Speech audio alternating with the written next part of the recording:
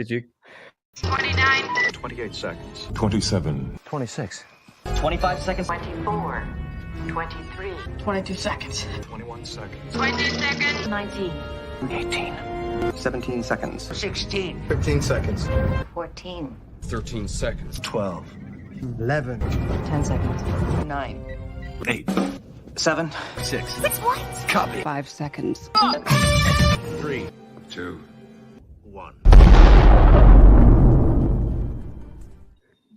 Hi guys, welcome back to another edition of Subspace Chatter. I'm your host for this edition of the show. My name is Marcelo Souza, and on this edition of our great podcast, we will be discussing the 1984 film Star Trek 3: The Search for Spock. So to start out this conversation, I would just like to ask my panelists, Bob and John here, how do you relate to the film now from a psychological perspective? Because I'm sure that you watched this film when you were children. How do you relate to it now as adults? As adults, do you actually look at the film differently now as adults than you did when you were kids? I'll start with Bob at the top here. Well, it's now 40 years old. It's hard to believe, maybe not quite 40, because I believe it came out in June of 1984. But it is hard to believe that it was that long ago, because, we've obviously seen it several times, many times when it shows up on TV. I mean, I think like all Star Trek fans, when we see it coming up on a channel, even though we have it on DVD, it's like a magnet. We just go and like, wait a minute, when you were channel surfing, and we just stop. And that's what happened to me only a few weeks ago when I came across it. Didn't watch the whole thing, but I watched, the scenes that came up, the scene where Kirk is beamed up to the bird of prey, with Spock and, and John Larroquette, as Maltz, does the famous line like, I do not deserve to live. And Kirk replies, I'll kill you later. But, look, the whole film really does still stand up, in my opinion. And, it's just as fresh as it was then. And I think I mean, it's really this, even though it's Star Trek 3, it's the second part of what we really consider a Star Trek trinity of 2, 3, and 4 that brings a cohesive, beginning, middle, and end to one big story, of bringing them all back, bringing our favorite crew back. And I know at the time when it came out, it was very exciting because we knew that Leonard Nimoy was directing it. We knew that Spock, was most likely going to come back. And, I think it was just a very exciting time in Star Trek fandom. And when I heard today that we were doing this, this particular theme, I had to dig out this particular shirt that I've had, which means it's more than 40 years old, or around 40 years old, which, if you can see, it says Star Trek In Search of Spock, which I don't know if they really thought that was the title, or it was just a play on words from Leonard Nimoy's In Search of series. But I was at a convention and had to, grab this. And thankfully it's extra large and I can actually still wear it. So, I just, when I watch it again, I'm just as excited as I was when I was much, much younger and seeing it in the theater for the first time. So, John, how does the film play for you as an older gentleman, as opposed to how it played for you when you were a kid? Well, I can't remember if this might. I mean, I would have been about 4 or 5 when this came out, and yeah, I mean, Star Trek was with me at that age, certainly. what I do remember from seeing it as a kid, that it was the line at the end that when Spock says, "You came back for me. Why would you do this?" And he replies, because the needs of the one outweighed the needs of many. And I remember as a kid just finding that such a striking thing. I think I had recorded it. I had a video recording of it, but I'd missed the start of it, where it recaps what happens in Star Trek 2. And I know I hadn't seen Star Trek 2 when I first seen Star Trek 3.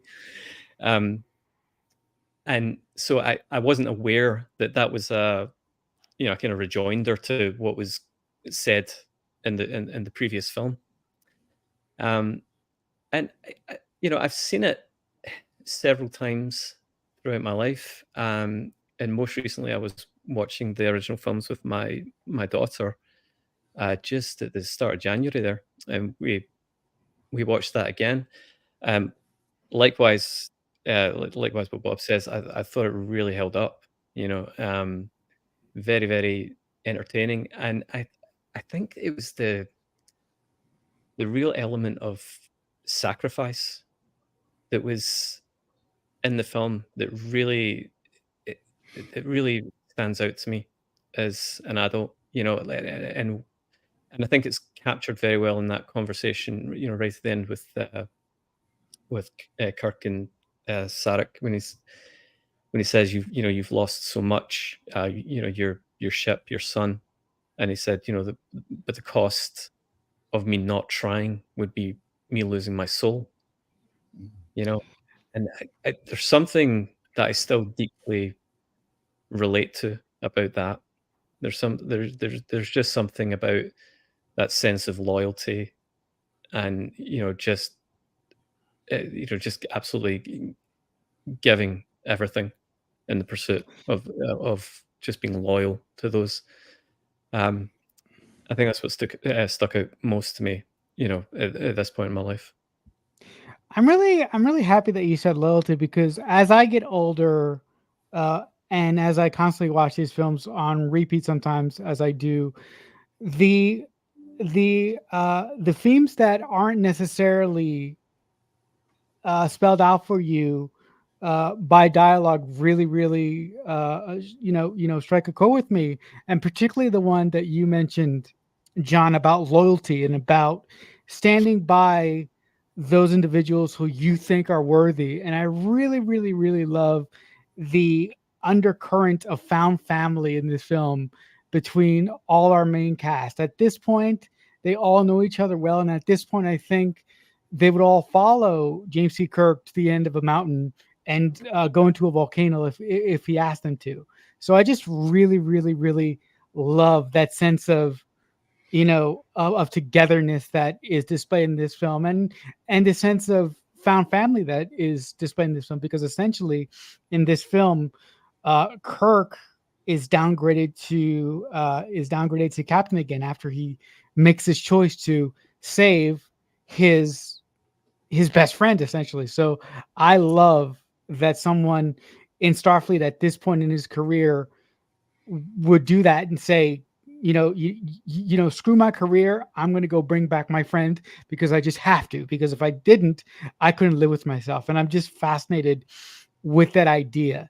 How did you guys feel about Herb Bennett sort of taking the reins from Nicholas Meyer in Star Trek 2 and being the writer and the director of this film? Do you guys have any particular feelings about that? First, I'll start with John at the bottom here. I'm not disappointed with what we got. So I guess you never know about rerunning history there of what you may have got with a Nicholas Meyer sequel. There's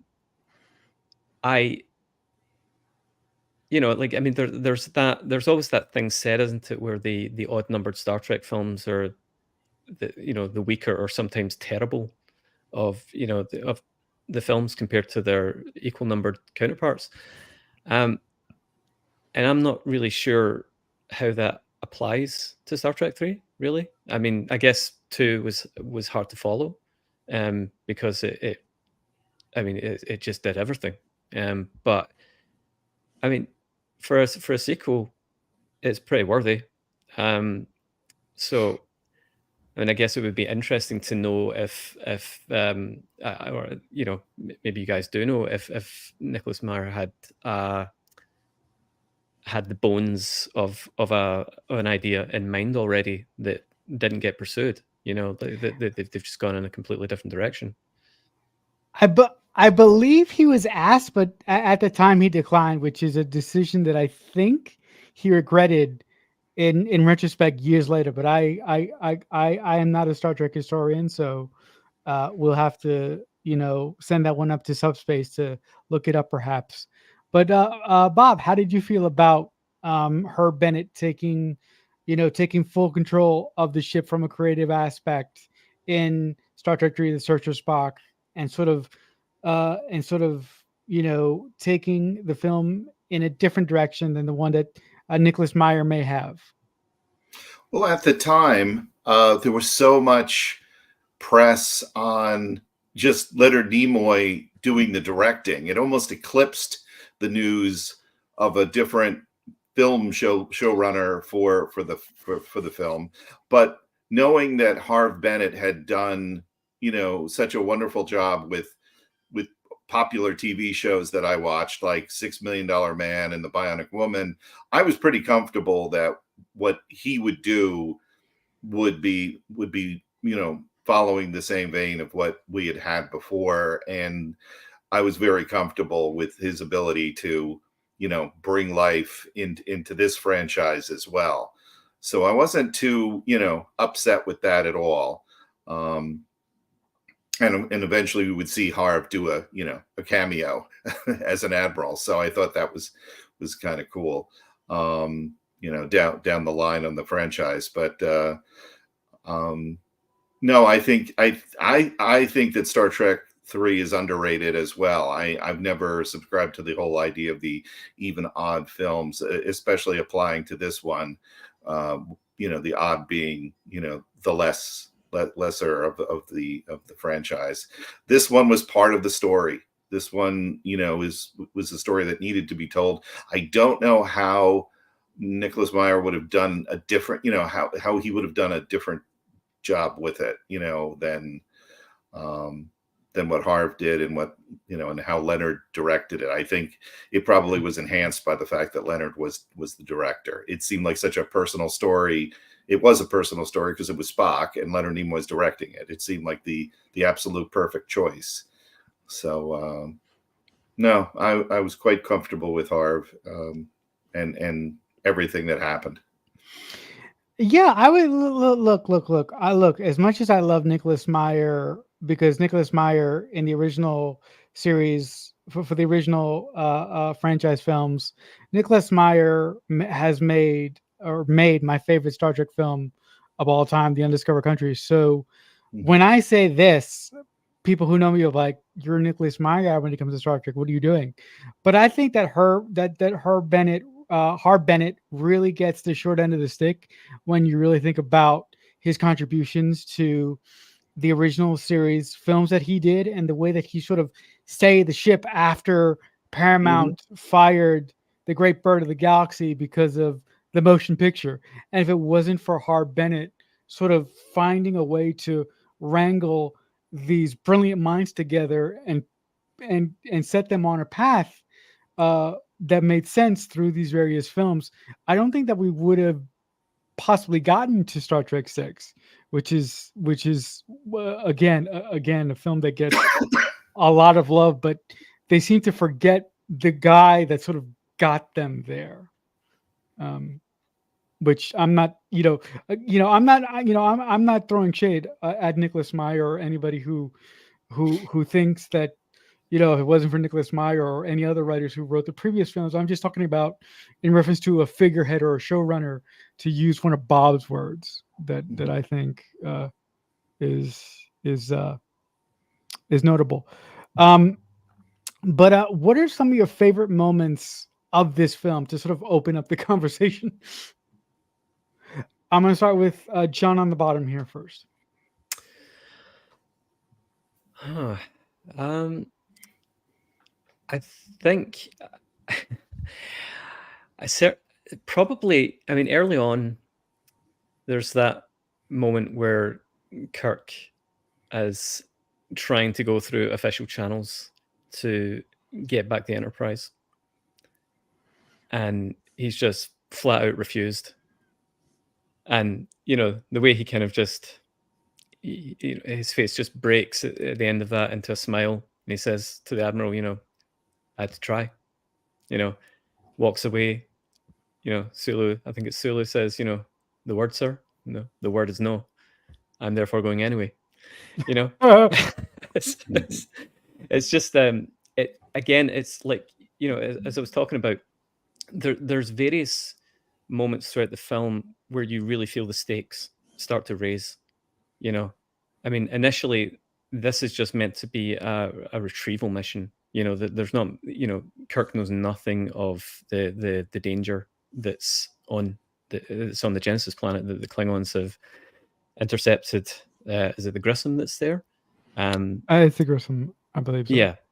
And he knows nothing of that. So he's just purely going for, transportation as to stealing the Enterprise effectively.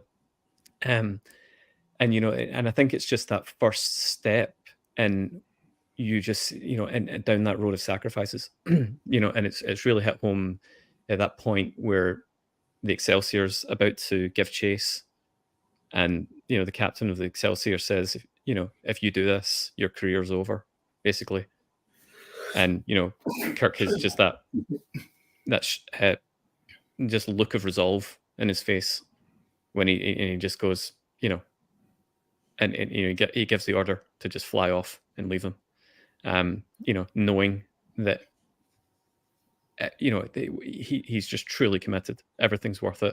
And I think those, like I say, for me, the film is about those moments of escalating stakes. I think, because that's the cost of what it costs of getting back Spock. It never came cheap. And the first thing he does is ultimately the thing at the end of it is the only charge that actually sticks, isn't it? Like in Star Trek 4, when all the charges get read out to them at the end, all the other charges get dropped except the one for disobeying a direct order. Yeah. Bob, same question at the top. What are your some of your favorite moments of the film? There's so many wonderful gems in this movie, and I think John touched on the time period where they're realizing they need to get a ship, they get refused the ship, and they know they need to get the Enterprise. Just Nichelle Nichols' wonderful moment and I'll call it the Mr. Adventure scene, where young cocky transporter officer says, there's no transport orders. This is highly unusual. What's happening? What do I do? And Uhura just says, well, you're going to go in the closet. She's like, have you lost your senses? And she turns around with the phaser and just says, this is fantasy. Like, that was a wonderful scene. The scene where Sulu flips the big, tough, cocky, security officer, and he just looks back after flipping him and says, don't call me tiny. The scene where, McCoy says, I'm glad she's on our side, referring back to Uhura. The scene where McCoy is still mesmerized, with Spock's Katra, and is talking to the alien about negotiating to get to the Genesis world, and he's like, Genesis is forbidden, planet forbidden, and McCoy references, how could you with ears that big, there was just so many funny moments in that transition. And then it leads to less, to more dramatic moments, the destruction of Grissom, the death of David Marcus, the destruction of the planet, the destruction of the Enterprise. It's just so many. I mean, going from humor, going to that moment of seeing Marcus slain, seeing the Enterprise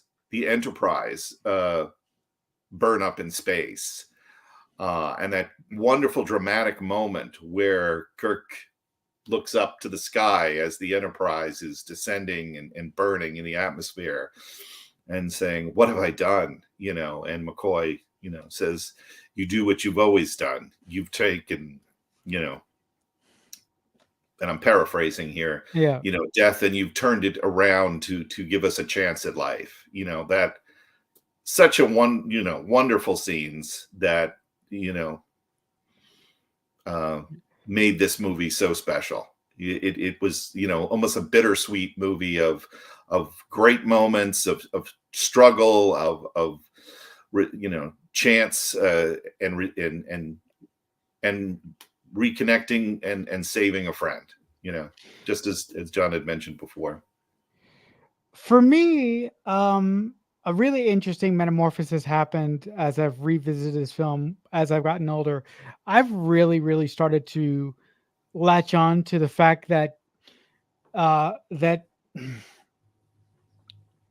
Captain Kirk loses everything in this movie because he wants his best friend back, or he wants to pull his back. He wants to pull his best friend from death, or he loses his son, he loses his ship, and he loses his admiralty. And my favorite moment of the scene is when the best Klingon ever, I lie, because General Chang is better, basically gives Kirk a choice. And he says, one of these people on the planet is going to die. And initially, the Klingon down on the planet was going to kill Saavik, but David, being Kirk's son, steps in and fights the Klingon and kills David Marcus. And the moment when Saavik tells Kirk, she goes, "Sir, David is dead." And look, Bill Shatner can be accused of a lot of things. Overacting, overcooking it, a lot of things. But for me personally, as a fan, that moment of him realizing that his son is dead, and the despair on his face as he falls out of the chair, and he goes, "You Klingon bastards, you killed my son!" Right? And when he composes himself and he just takes a moment and he goes, "We're not done yet. I swear to you, we're not finished yet." It's those moments that really, really, really strike a chord with me, because I believe as I've gotten older, I have these inklings of wanting to be a father and wanting to experience these films with my kid one day. I mean, I'm disabled, so I don't know how that is going to happen, or if that is ever going to happen. But it's funny how when one gets older, when I was younger, I was all about the adventure, and I was all about, I have had enough of you. I was all about the defiance of Kirk. I was all about the adventure aspects of this film. But as I've gotten older, the emotional storyline and the things that the characters go through from a trauma standpoint is the most attractive, interesting thing to me about this film. Now, I don't know what this says about me as a fan and as a person, but that's how I just feel about it personally. Well, I just want to interject that even that scene that you mentioned, Marcelo, of Kirk falling out of his chair was not planned, from what I've heard over the years. Oh, okay. That it was something that Shatner did, or it was an accident or what, and they kept it, and it just added so much more power to that scene, just one more nuance, and Shatner did a wonderful job with it, just as you said.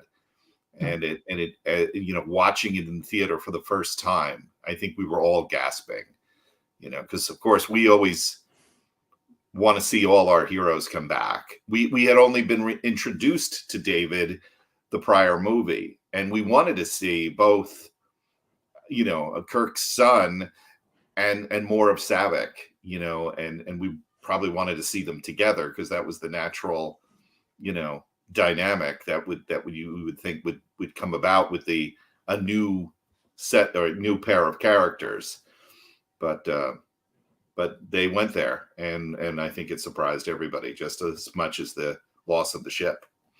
Mm-hmm. Now I don't want to now. Oh God, good. Kevin's here. Thank God. I have another person here. Yay. Hey everybody! Hey, what's up? Sorry, But, I'm late. That my transporter wasn't working, and then the shuttlecraft wouldn't start. It was a whole thing. So That's good.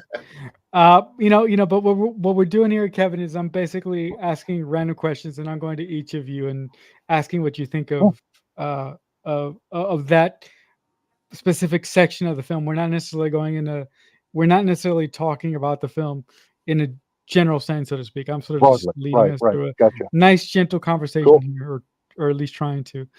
Now I'm going to ask a question that is probably going to anger most of you and probably set the Star Trek internet on fire. But as you've watched these films throughout the years, have any of you ever thought of the possibility that if they kept Spock dead after what he did in The Wrath of Khan, maybe that would have been better instead of doing some sci-fi rigmarole to bring him back?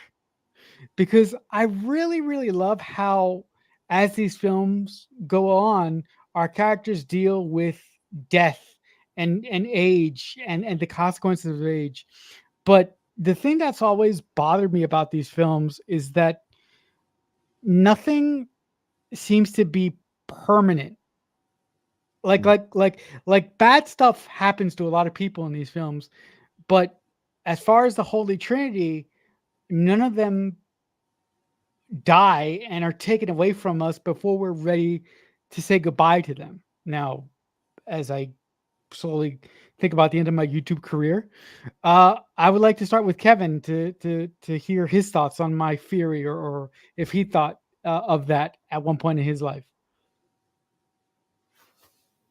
that would be an interesting direction to go in, I think, from a practical standpoint. And I think that's really the main motivating factor here. From a practical standpoint, it would be very difficult to carry on stories about this crew in Star Trek. Of course, we didn't have any other options at the time. So it would be very difficult to carry on those stories without the most popular character in the series.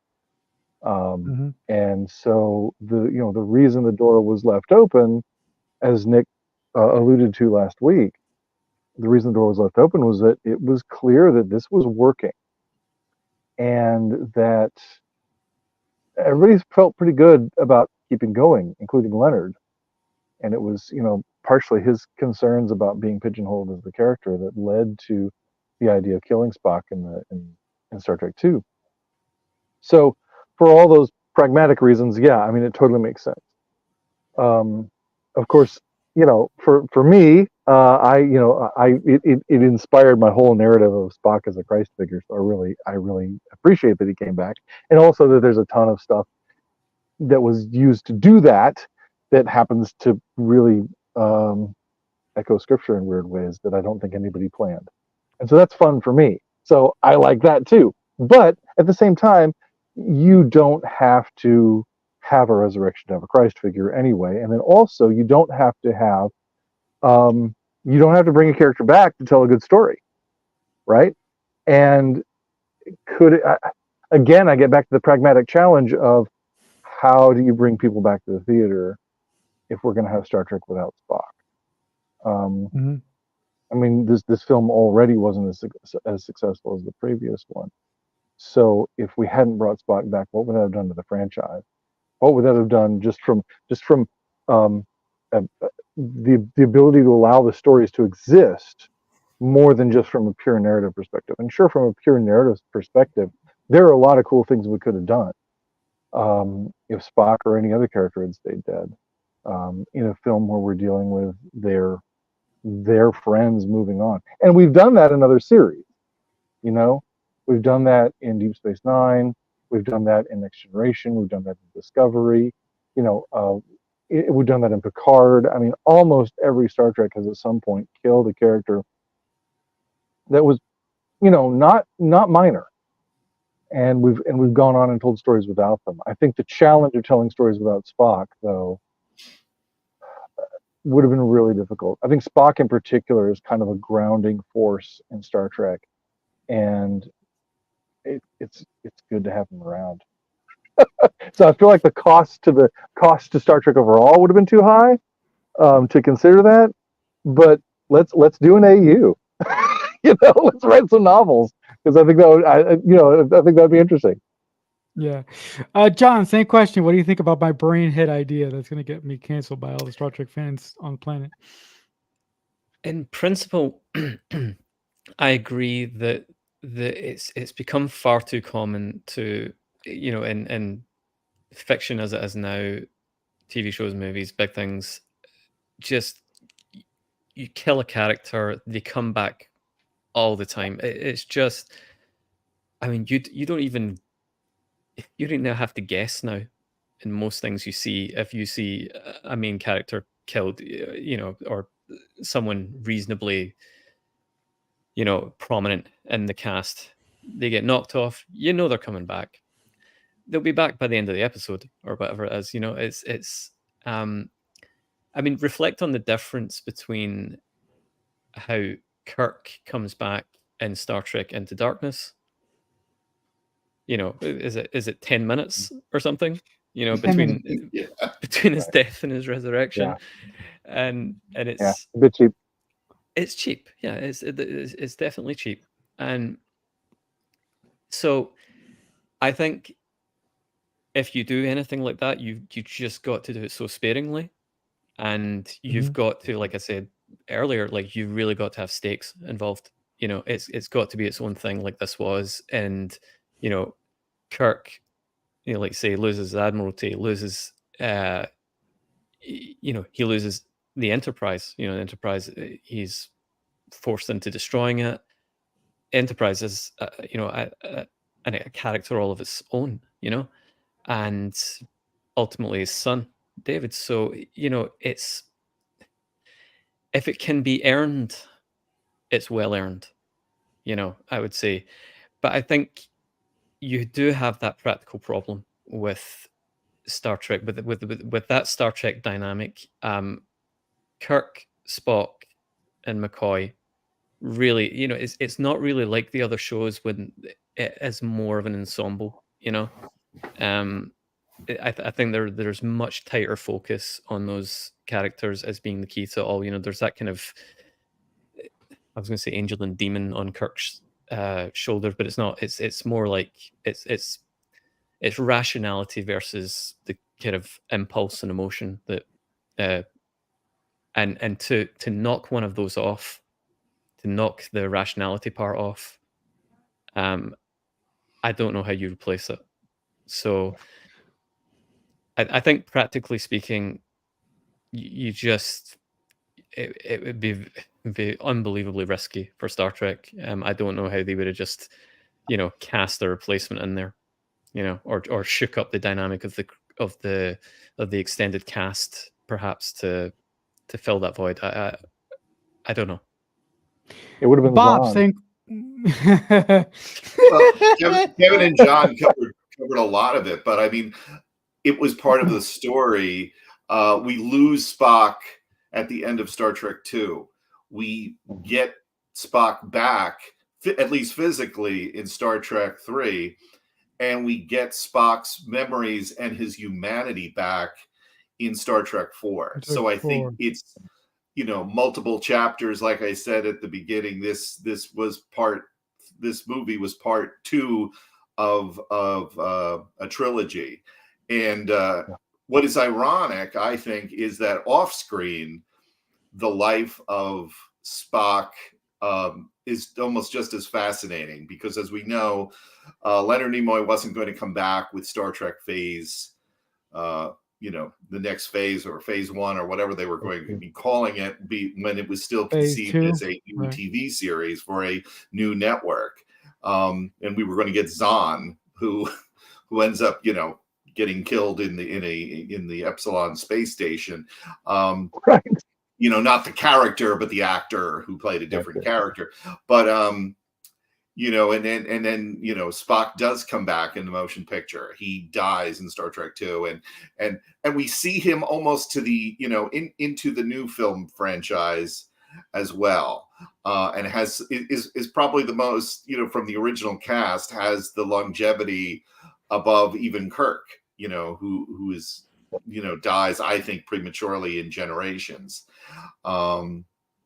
So it's if we had lost Spock back in 3, as I think John said, having lost the ship, and if we presume that David Marcus would have also been killed, and then Spock not be resurrected, that would be a lot of loss, and I think that would have turned fans off, and it would have been a big letdown. So I don't think that would have worked, and it would have broken apart irreparably the special triumvirate of the Kirk, Spock, McCoy chemistry, and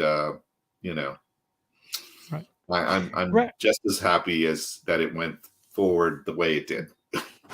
Yeah, the main reason why I pose this question to the panel is because as an individual and as a writer, I am quite dark, and I'm fascinated by watching my favorite.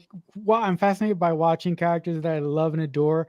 I'm fascinated by watching them go through grief, and I'm fascinated by what if we took the one thing that gives them the most meaning in life and took it away from them. How would they react? How would they build themselves back up? Would they do it the wrong way, or would they fall to pieces? So I'm fascinated with what grief does to individuals and characters. That's why I bring up this stupid moronic question, because you can't kill you can't kill Spock, and you got to bring it back, because like everybody here on the panel has said, they're the Holy Trinity, and at the time Star Trek was in a very vulnerable place, and I don't think that, as interesting as my idea is and as wackadoo crazy it is, I don't think that Star Trek could have survived to get all of the stuff later on in history that we've gotten. So thank you, gentlemen, for doing the best with my really, really remote question there.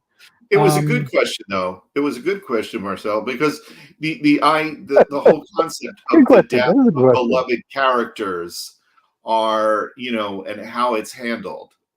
Like Right. Tasha Yar's passing, was not handled, it was handled almost randomly. It didn't have the great meaning, which is why we see her return in yesterday's Enterprise in such a more powerful way, that her death does become meaningful, and that she creates an entirely new, she's used as part of a entirely new character of Sela as a villainess. I thought that was a brilliant move, to basically correct a mistake.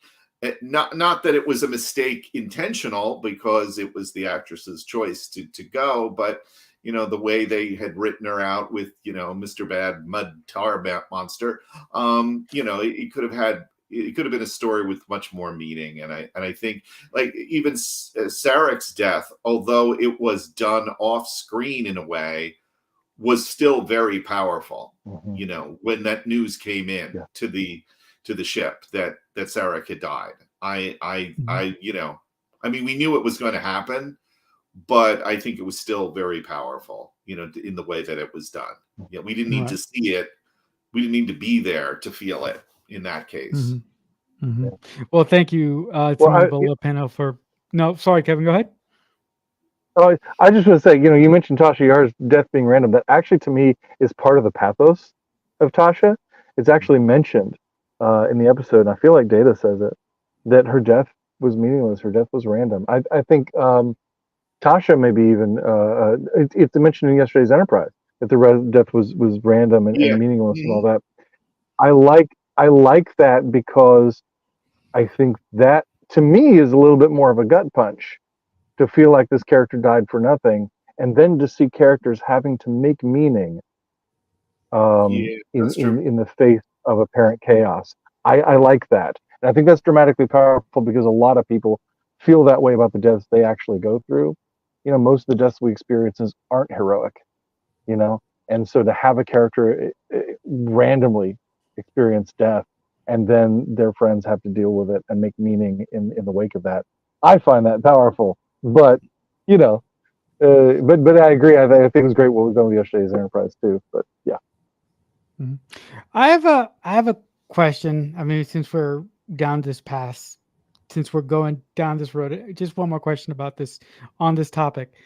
In your real life, and you don't have to be specific, right? But if any of you on the panel have dealt with tragedy, and like what Star Trek episode did you put on, or what Star Trek movie did you put on to help you deal with that tragedy and to make you feel better about the turmoil that was going on in your real life, if you've ever gone through any? Are we going in the same order? I'm sorry, Bob. No, First. do I have to be first? Probably, Okay, Bob, thank you. probably Star Trek 2, because even though we lose Spock, Kirk is left with some hope afterwards. He's grieving still, but he's starting to see he's you know, as we saw, feeling young. He's seeing you know, maybe it's the cycle of life. And in Star Trek 2, we saw that he had mentioned about cheating death, and he has come to realize that you can't cheat death forever, and the greatest loss that he could possibly experience. And this is a person who's, you know, lost his parents, lost his brother, but Spock's death was the most profound for him up to that point, and probably even more so than later with David. But he in the conclusion of the movie, he's coming to grips with that and his life as a whole. So I think that's the scene where it's the most hopeful as far as, you know, the subject of death is concerned. John? I can't think off the top of my hand. Certainly when I've lost people, what Star Trek I've turned to. I can tell you that whenever I've felt, I do have a go-to episode whenever I felt a little screwed up. And that is Deep Space Nine's In the Pale Moonlight. Sorry, I'm not. I did. Sorry. I no. I didn't mean to laugh. It's just the context of that episode. It's a good choice. I'm sorry. That was voluntary. I didn't mean to laugh at you. I'm sorry. Yeah, it's but it. I don't know. Like that episode is in itself screwed up, and it's so striking, and you just don't get left with anything other than muddlement. You know, you watch. I mean, I thought Deep Space Nine was brilliant anyway. The last time I rewatched it, especially like when I just really noticed just how on the frontier of everything it got constructed right away. You know, and you know, you're trying to bring in these enlightened values into a place that is the most down it's ever been. You know, it's and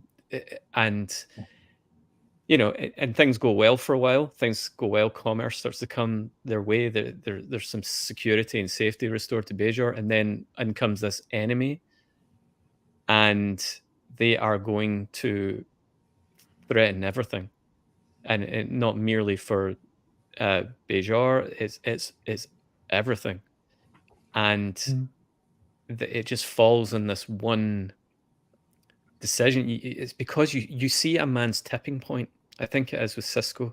It's him looking at those casualty reports, and I guess to some extent it just pokes at that question: is like, what does it take to, you know, push a guy who is stalwartly moral, so much integrity, is pushed to the limit all the time in his job, you know, and you know, the fate of really consequential things lie with him all the time, every day. And where does that man get pushed in from those bright lines of right and wrong into that shade of grey, making those calculations effectively that they, effectively to take it back to Star Trek 3, that the good of the many outweighs the need of the few or the one. Losing that, staging the death of that Romulan commander is murder. Is murder. He participates in murder, and it's a screwy feeling the way it ends. It was bold for them to explore it. I love it, and it's my go-to for when I feel strange. Kevin. Same question. I'm not often a person who turns to, I guess, cinema particularly, to sort of process things, at least consciously. Okay. But Star Trek is always in my life. And when I have gone through grief, which I have many times, sometimes with people very close to me, I think Bob's mention of Star Trek 2 is one that I do sit with, for sure. Because for me in Star Trek 2, the thing that always gets to me emotionally is not the death of Spock. It's Kirk's eulogy. That's the moment when the death becomes real, because it's not about just the loss of Spock. It's about the emotion of dealing with the hole that's left. And I'm getting verklempt just talking about it. But anyway, but that is something I relate to very deep. And because, like, most of the people who are close to me who have died, I've eulogized. Like, I've spoken at so many funerals. And so I really, really relate to that moment. And I also relate to the story of Spock in Star Trek 2 and 3 and 4, because of the hope. When Harv Bennett talks about the original cut of Star Trek 2, where there was the screening, right, and Spock was just dead, and then that was it. Nick mentioned that last week. That people left the theater, and it was like they were leaving a funeral.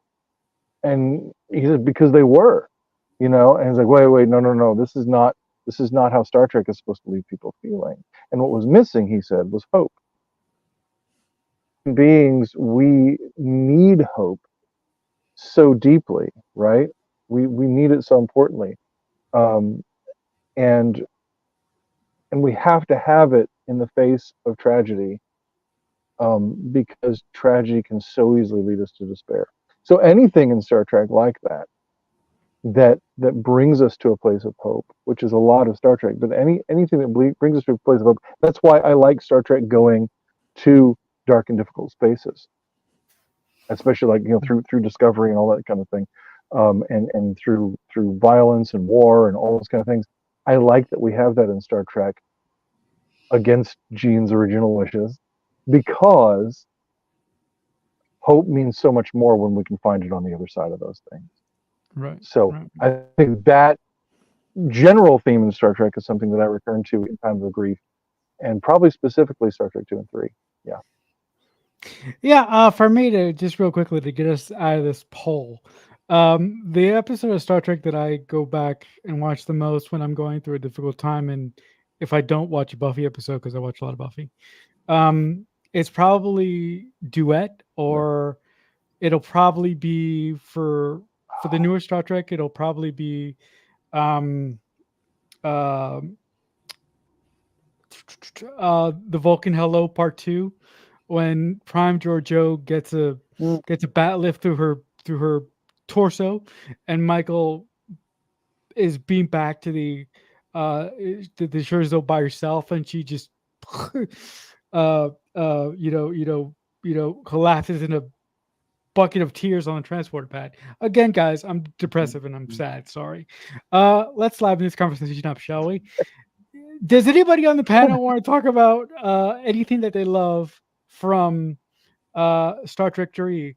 So I will go Kevin first on the bottom here. Okay. Did you freeze? Something I like Yeah. about Star Trek 3. Yeah. Anything you want to talk I about? At all? love. You know, it's been mentioned. I think it's been mentioned a couple times that it's. I think John mentioned this, that it's so common for characters to be brought back, right? That when they die, it's almost like, well, yeah, they're coming back. You know, it's almost an assumption. Even in a show that isn't a sci-fi show, you kind of like, how are they going to bring the character back? You know, and so what I love about Star Trek 3 and 4, as Bob mentioned, is that it's not easy. It takes work, it takes dedication, it takes sacrifice. It takes these people, and it's an act of love. Everything that goes on, like Spock's death in Star Trek 2, he would say is logical. But usually when Spock says something is logical, it's cover for the fact that it's actually love. And so I think Spock's death is an act of love. And I think everything that Kirk and company do in the next 2 films, especially in Star Trek 3, is an act of love for Spock. And it is that process that brings him back to me in one of the most clever, weird, like complicated ways I've ever seen a character brought back. Because we have to bring him back body and soul. We can have one without the other, and it's not enough. And I love that. And I love that because that's a theme in Star Trek, that we are body and soul, that we are more than just our DNA. And I think Star Trek 3 does that so beautifully.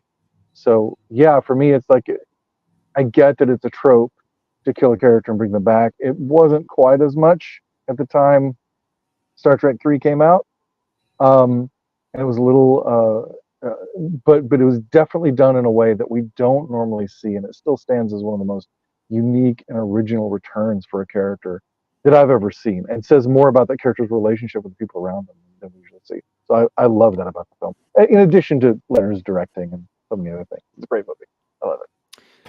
John, is there anything about Star Trek 3 that you would like to highlight as we wind down the show a little bit here? I think one element I really love that I haven't really touched on is actually the villain. You know, I kept, and I'm actually blanking on the name Crew. because Kirk always Christopher refers to him Lloyd? as just Baby always Crew. refers to him as Klingon Commander. Crew. Oh, okay, his name Crew. in the Yeah. shows. So I think he, again, like when I think about the films, you know, it's set of escalating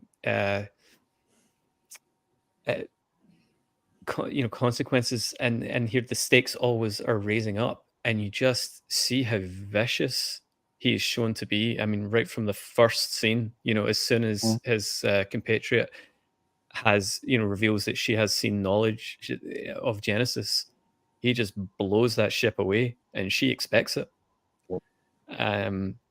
You know, there's what he does when his own officer takes a shot at the Grissom's engines and accidentally takes such a good shot that one shot destroys the whole ship, right? And it was only meant to disable it. Just blows the guy away. And just even lines like, you know, right at the end, before he goes to fight Spock, before he goes to fight Kirk, and Kirk says you should beam up the Vulcan as well, and he just immediately says no. And he goes, "Why? Because you wish it." You know, and he's just so he's menacing, he's threatening, and Yeah. you know, it really does embody those stakes, I think, that you feel throughout that film. So and at the time, I think, for at least as far as I know, I had never seen Christopher Lloyd, you know, do anything like that. I was thinking was the kind of cuddly, manic Doc Brown character, you know, or the comedy and Taxi and stuff like that. So, you know, I'd give him some some notice there. Bob, are there any particular moments that you would like to highlight from Star Trek III: The Search for Spock as we wrap Yeah. up? Anything at all? Although, just to pick up on some of what John said, one, for all the awfulness of Krug, who would have thought that he was going to be such a pet lover, with Targ? Who'd have thunk it? Yep. And just one other Psychos love their pets. Christopher Lloyd was Butch Cavendish, the Lone Ranger's vile, evil enemy in the 1981 version of The Lone Ranger, which I still say is much better film than what Disney produced, if you're a Lone Ranger fan. But getting back to Star Trek 3, I think that the very end, where we see just the little, where there's music, but there's no dialogue, and we see little things like McCoy putting his finger up to his head. We see Spock shooting his eyebrow up.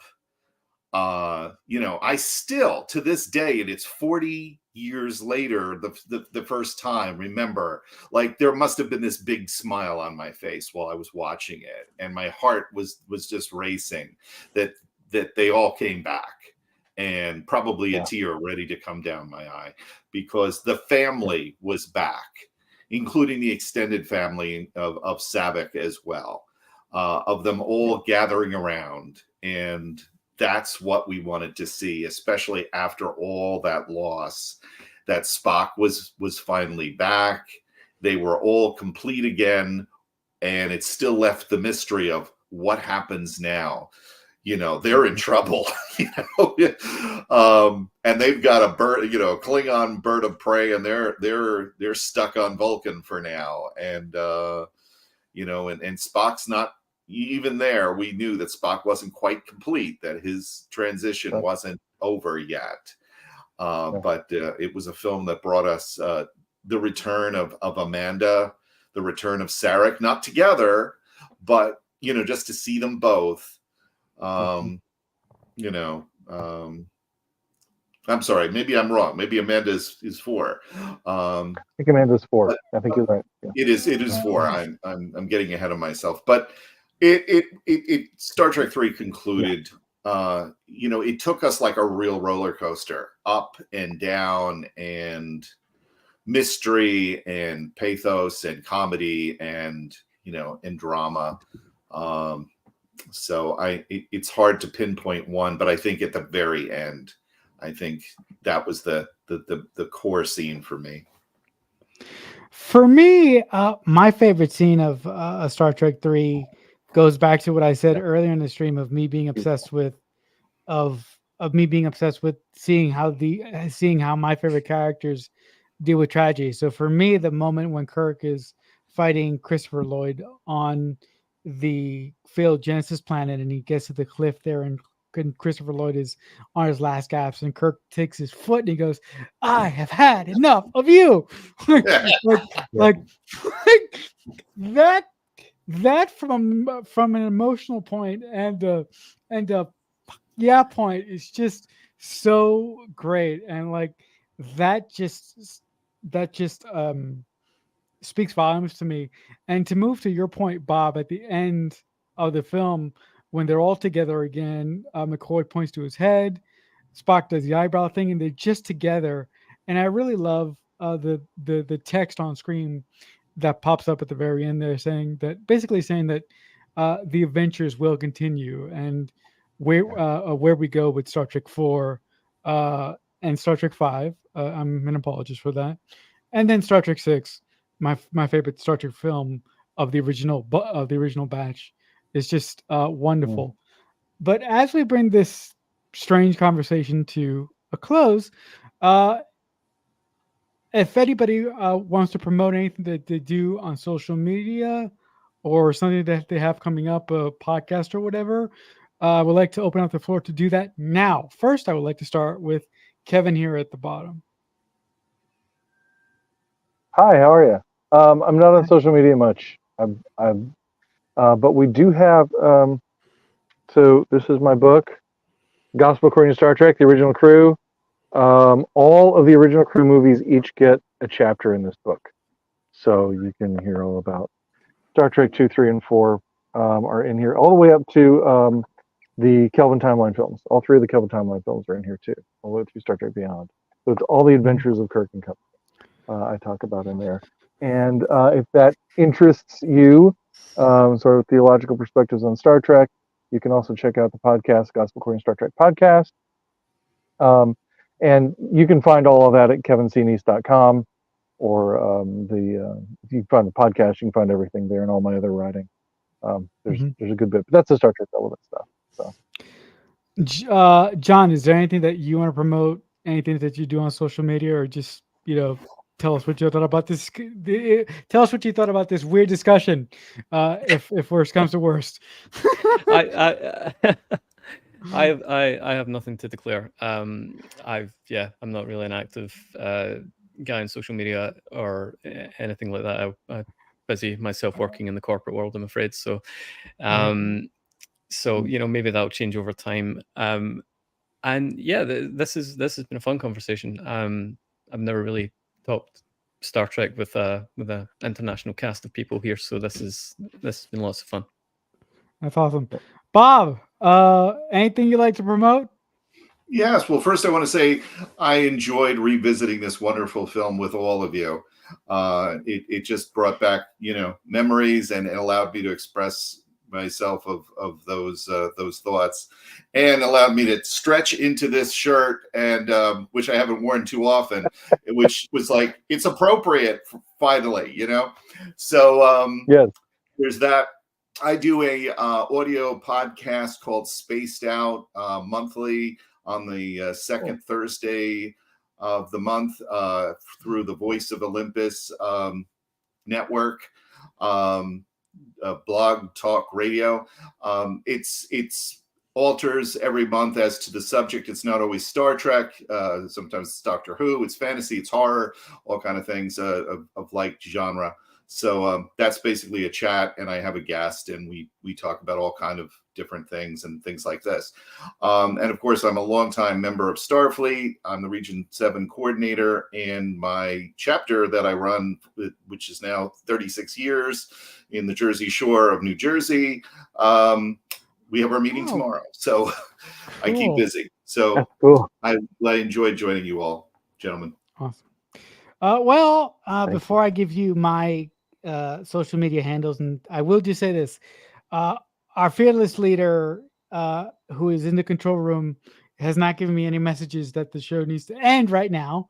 So I want you to pretend you didn't hear all that wonderful stuff by these people. On the bottom, we're going to continue to talk about Star Trek until he or pulls the plug, or if I get any notification that it's time to wrap up. So that was fun, but that was my mistake. But anyway, when it comes to Star Trek 3, what aspects of the film from a technical standpoint hit you guys the most? For me, I really like the music of the film. It just strikes a chord with me that's particularly meaningful.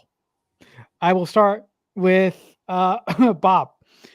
Well, they matched up the scenes, and I know that seems like a slam dunk always for films of matching up the tone to the music, but that's a skill, and it really showed in this film.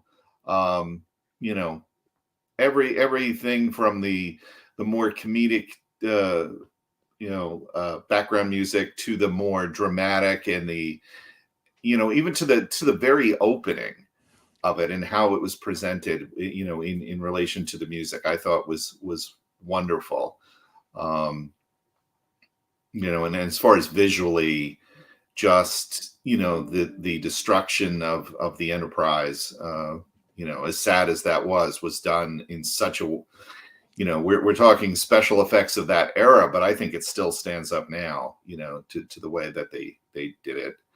So I just think it still stands, and it was a remarkable presentation. John, from a technical aspect, do you like the music, the production design, the directing, which is sort of like a cheer at this moment because the way this film is directed is pretty pitch perfect to me. So, is there any technical aspects of the film that stick out to you? Is this the first film we see the bird of prey? Uh, I have a I feeling it think is. so. Yeah. Yeah. It is. And yeah, so I would say from that, because I mean I think the effects, I mean, obviously it's 40 years back, they still hold up pretty well, but that Mhm. design is still with Yeah. us, you know. It's Mhm. very iconic, and yeah, I think the introduction of the bird of prey from a visual standpoint really was good. We see the Grissom Awesome. for the first time too. Oh yeah, but Yeah, then the yeah, Oboe but Class. yeah, but you know, but then they blow it all to hell, which is unfortunate. Yacht in space. Yeah, Right. yeah. Kevin, anything from the technical point of view that really strikes a chord with you besides the obvious reasons, besides the obvious ones, of course. Well, I think everything is so beautifully done, and I think if these guys are right, things do hold up 40 years later. I think it's deeply underappreciated as a film. You know, for years people talked about the odd number curse. You know, that the good Star Trek movies are the even number ones and the bad ones the odd number ones. To the point that when Jonathan Frakes was offered Star Trek Insurrection, he was like, "Well, just call it Star Trek 12 and I'll do it," because it was going to be Star Trek 11, and but I think that's absolutely false. I think that's really a misnomer. I think some of the odd number films are a little harder to for some people to get into, but 3 is just beautiful, just a beautiful film from stem to stern. I think the production values are so great, and Leonard's direction is so sensitive. And the lighting is so beautiful. We talk about Bob was talking about that final scene when Spock is back and everything. Everybody's gathering around. The lighting of that scene is so pitch perfect. That tracking shot down as Spock encounters each cast member, it doesn't feel. I mean, it engages you emotionally, and that scene just works so well in bringing this emotional conclusion to the film. And so much of that is down to the cinematography, is down to the lighting, and is down to the care with which Leonard directed his actors. And with particular reference, I know he took Robin Curtis under his wing quite a bit. But and those moments, those moments where we have those exchanges, those wordless exchanges between the actors are so strong. And that so much of that is down to Leonard's direction, and yeah, like you said, the music is fabulous. I know some people consider Star Trek 3 to be even a better score than Star Trek 2. Star Trek 2 is kind of the famous one. It's Right. Horner's 2 Star Trek scores, but 3 he does. I mean, build up some much more complex work based on the same themes, and it's just a gorgeous film. For me, in particular, the highlight of the film is something that I feel that not a lot of people touch on, or maybe it's my writer brain sort of blocking everything out. I really think that Harv Bennett does a really good job writing the film and really pushing these characters and putting them in a situation where they almost break, but at the very end, he finds a way to bring the family back together almost from fracture. I know that sounds counterintuitive to the question that I brought up earlier in the stream, to when I went on the tirade of how, I would have loved to seen what this film would have done if Kirk wouldn't have been able to get his best friend back, and wouldn't have been able to put back the family core. But I really think that Harv Bennett needs some love for the way that he wrote this this film. It's just really great. So Absolutely. Yeah, I love this film, but I really think that that Star Trek really starts to cook with gas with the next films that we have up on the docket. So if y'all could go around the horn, starting with Kev first. At the end of this film, when you were watching it as a kid, what did you think was going to happen next?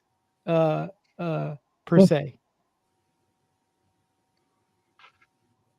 I didn't know, and I didn't have to wait too long because I had the box set of the VHS tapes, so I just put the next one in.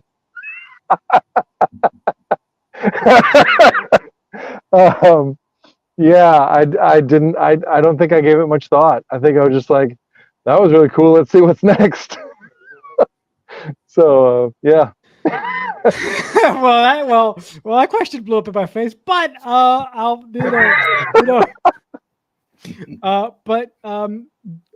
but Bob, same question to you. As a kid, when you're watching this film, crying in the theater, what did you think was going to happen next? Well, I was following the DC comic book at the time too, because DC had picked up the rights to Star Trek right after Star Trek 2. And they did a whole clever thing of they continued the adventures in between the movies. And all I could think of is like, what are they going to do now?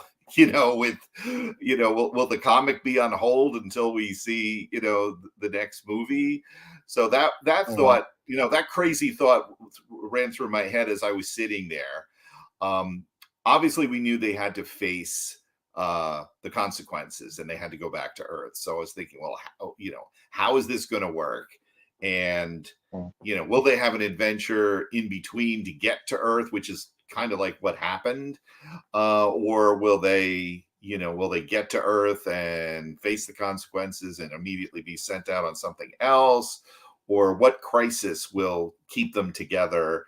And what kind of ship are they going to get? Are they going to get at the time, we fans were like, oh my gosh, they're going to get the Excelsior somehow, and we didn't know how we felt about that because, as much if it was bigger, it wasn't necessarily better. And I think as fans, we also felt the same way Scotty did, plus we saw Scotty, screw the whole thing up with the plumbing. So we were kind of rooting against it. So for them to inherit the Excelsior or a ship like it wouldn't have felt right.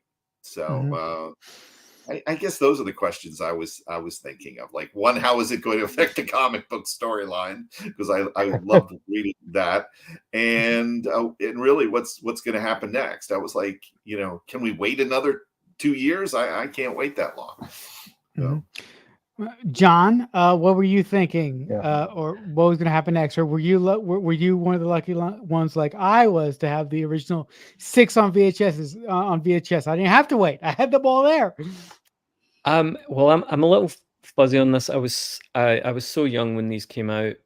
I would have seen. I didn't see any of these ones in cinemas or anything like that. So I'm fairly sure, though, certainly as far as I can remember, that I'd already seen 4 before 3. I think I actually saw these in reverse. I think I saw them 4, 3, 2. Okay. So I certainly 4 is the first one I can remember clearly watching. So yeah, I had no questions. Yeah, I had the VHS boxes as well. So I didn't have to wait that long either. I just popped in the next VHS. But in general, I was just so excited to see what was going to happen next, and I was obsessed my primary concern was I was wondering whether these people were going to get court-martialed or not, or thrown into prison for what they've done. Because what they did was they broke all the rules. Yeah. And I'm like, okay, like all like my favorite characters, granted they're together in the whole finally, but they're all going to go to prison. So